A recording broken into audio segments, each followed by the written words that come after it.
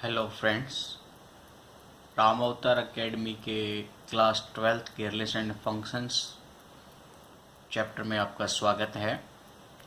हम कुछ miscellaneous exercise के क्वेश्चन प्रैक्टिस कर रहे थे फर्स्ट चैप्टर के, और हमने क्वेश्चन फर्स्ट से 7th को देखा था, जो एक बहुत ही इजी टाइप के क्वेश्चन थे। इनके बेसिक प्रॉपर्टीज़ हम पहले कर चुके हैं, तो चलिए सीधा नेक्स्ट क्वेश्चन की तरफ बढ़ते हैं ज़्यादा टाइम वेस्ट ना करते हुए। तो क्वेश्चन 8 में आपको बोला गया है, given a non empty set x. एक सेट एक्स है जो नॉन एम्प्टी है, यानी उसमें कोई फाइनाइट वैल्यू मौजूद है। Consider power set of x. आपने पावर सेट पढ़ा हुआ है पहले 11th क्लास में। पावर सेट होता है किसी भी गिवन सेट के ऑल सबसेट का सेट, पावर सेट कहलाता है। यानी इस पावर सेट में ये खुद एक सेट होगा जिसके अंदर जो एलिमेंट्स होंगे वो ऑल सबसेट होंगे गिवन सेट के। Which is this set of all subsets of X, जो सभी सबसेट्स ऑफ एक्स का सेट है। Define the relation R in P X as follows. For subsets A B in power sets of X, A relate to B if and only if A is subset of B. तो ये condition आपको given है subsets के लिए कि A B से relate करेगा only कब, जब ए बी का सबसेट रहेगा, जहाँ पर ए और बी बिलोंग करते हैं पावर सेट ऑफ एक्स। आपको दिखाना है कि ये इक्विवेलेंस रिलेशन है या नहीं है। चलिए चेक करते हैं। तो गिवन कंडीशन को सेटिस्फाई करने के लिए, जिसमें बोला गया है ए बी का सबसेट है, तो मैंने एक सेट ए माना जिसमें एलिमेंट 1 2 है, बी सेट लिया जिसमें एलिमेंट 1 2 3 है। तो आप देखेंगे कि ए बी का सबसेट तो है, लेकिन ये जरूर नहीं कहता कि बी इम्प्लाइड है ए से। यानी अगर ए बी का सबसेट है तो ये जरूरी नहीं है कि बी के सारे एलिमेंट ए में मौजूद हो, जो कि सिमेट्रिक के लिए बिलोंग होना चाहिए। यानी ए बी से बिलोंग करता है तो बी को ए से बिलोंग करना पड़ेगा, जो सिमेट्रिक की कंडीशन है। इसका मतलब ये गिवन सेट का जो एग्जांपल हमने लिया है वो सिमेट्रिक कंडीशन को फॉलो नहीं करता। और इक्विवेलेंस के लिए कंडीशन होती है कि वो सिमेट्रिक भी होना चाहिए, रिफ्लेक्सिव भी होना चाहिए और ट्रांजिटिव भी होना चाहिए। तो अगर वो सिमेट्रिक ही नहीं है तो बाकी चीज़ें हमें चेक करने की ज़रूरत ही नहीं है। इसलिए given set are relation R is not an equivalence relation. ठीक है, चलिए नेक्स्ट क्वेश्चन की तरफ बढ़ते हैं। Question number 9। क्वेश्चन नंबर 9 में आपको बोला गया है, given a non empty set x. एक नॉन एम्प्टी सेट एक्स है। Consider the binary operation on star power sets of x. Cartesian product power set of x is related to power set of x given by a operation b is equal to a intersection b for all a and b in power set of x। ठीक है, तो ये आपको given है कि a और b का जो ऑपरेशन होगा उसकी वैल्यू a और b का इंटरसेक्शन होगी, जहाँ पे a और b दोनों किसी पावर सेट से बिलोंग करते हैं। Where Px is the power set of x, जहाँ पे Px एक पावर सेट है किसी x सबसेट x सेट का। Show that x is the identity element। आपको दिखाना है x एक आइडेंटिटी एलिमेंट है for this operation। इस ऑपरेशन के लिए x आइडेंटिटी एलिमेंट है, ये हमें प्रूफ करना है। And x is the only invertible element, और x अकेला ही एक ऐसा इन्वर्टिबल एलिमेंट है, ये भी आपको शो करना है। तो चलिए चलते हैं हम अपने इन्वर्टिबल की कंडीशंस की तरफ। आइडेंटिटी एलिमेंट अगर हम निकालते हैं तो उसकी कंडीशन होती है कि जो गिवन ऑपरेशन है, अगर x आइडेंटिटी एलिमेंट होगा a का, तो इन दोनों का गिवन ऑपरेशन पे रिजल्ट a ही आना चाहिए। Similarly x operation a result फिर से a आना चाहिए, जहाँ पे a बिलोंग करता है पावर सेट से। Hence x is the identity element for the given binary operation. तो अगर हमने ये कंसीडर किया है तो मैं यहाँ से कह सकता हूँ x क्या है, एक आइडेंटिटी एलिमेंट है गिवन ऑपरेशन के लिए। ठीक है, चलिए मैंने माना let a is belongs to power set of px।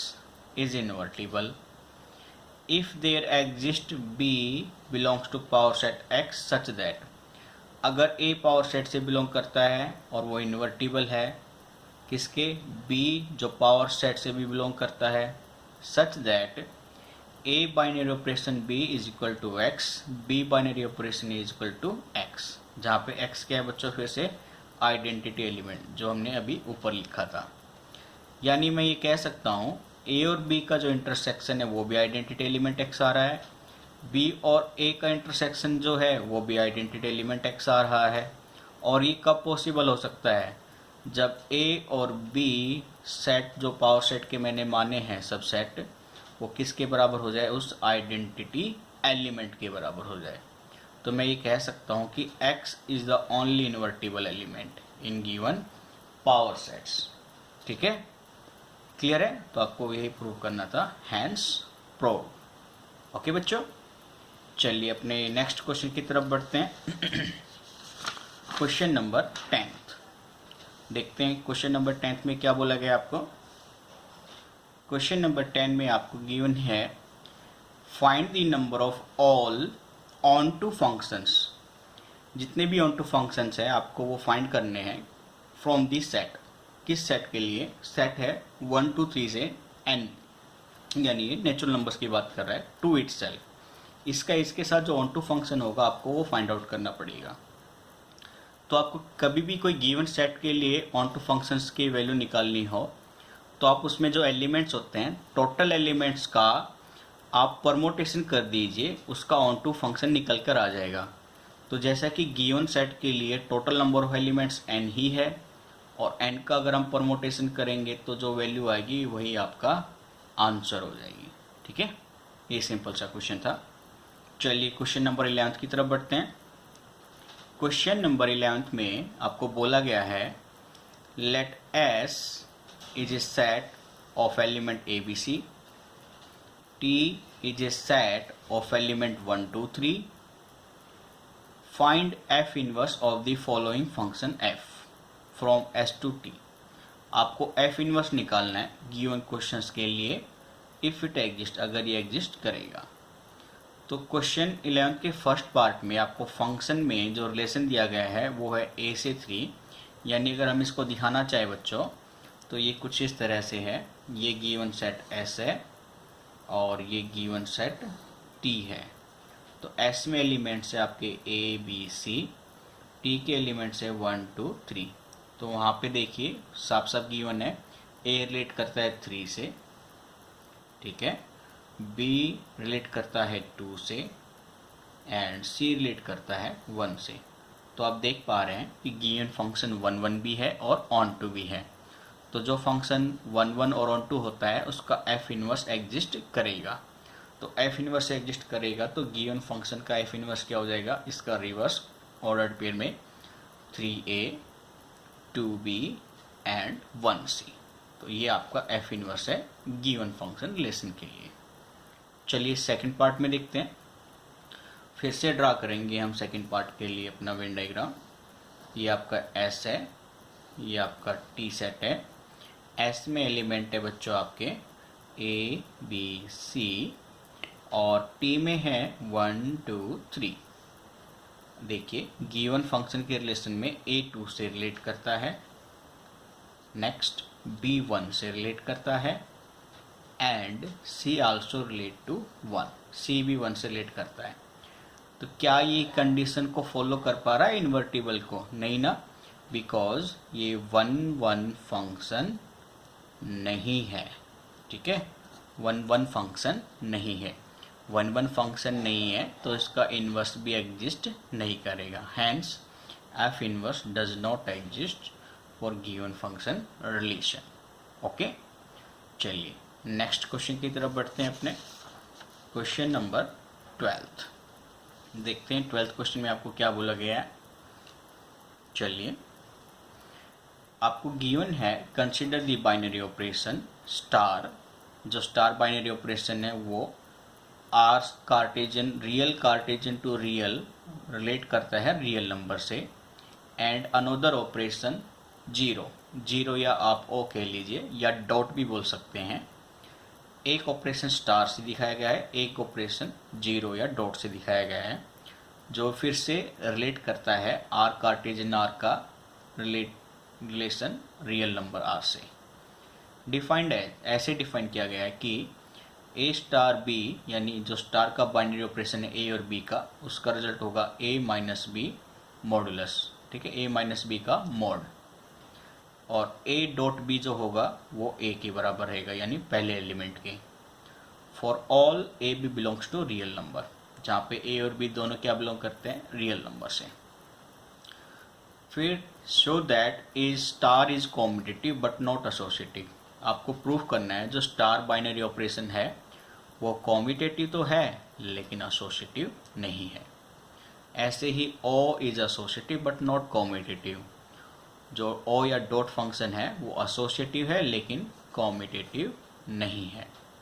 ठीक है, next, further also show that for all A B C belongs to real number, A binary operation star distribute over B dot C, B dot binary operation on C equal होगा A binary operation star with B bracket close binary operation dot over A binary operation of star at सी।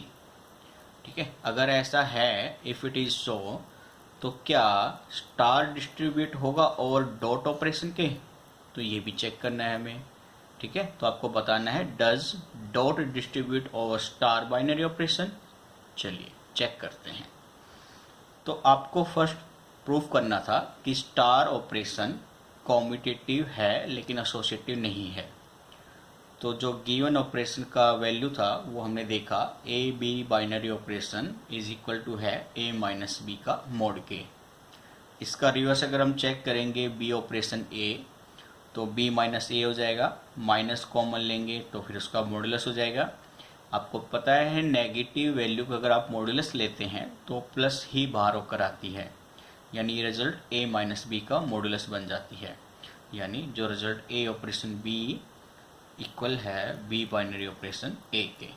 और ऐसा है तो हम इसको कह सकते हैं गिवन ऑपरेशन कॉम्पिटिटिव है।